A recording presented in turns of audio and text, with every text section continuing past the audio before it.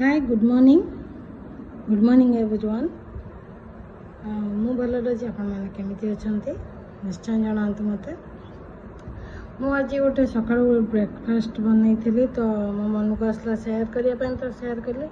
ये हूँ मोर जो बची जाता चूड़ा उपमा माने पोहा उपमा जो करी से मोर रही कि बालांस तो सब भेजिटेबल ये पड़ता मुझे रखीदी तो गोटे दिन 2 दिन है तो जेहेतु मोर थिला चिल्लर रे तापर से सुखी जाए ना ताकू तो खाई हेबनी एमती भी बन खाइले गरम कर हुए किंतु गोटे आइडिया कले कि तादर हल्का सुजी आ दही आमर जो बेकिंग पाउडर माने खाइबा सोडा देकी गोलेकी किस समय रखदेली तापर मेस कर देगी स्लो फ्लेम रे बसईदेली आ 5 ରୁ 10 मिनट भितर हो गला। 2 साइड में पलटी कर दी थी देख बढ़िया सुंदर भी है सब भी है खाऊली बहुत बढ़िया लगुच।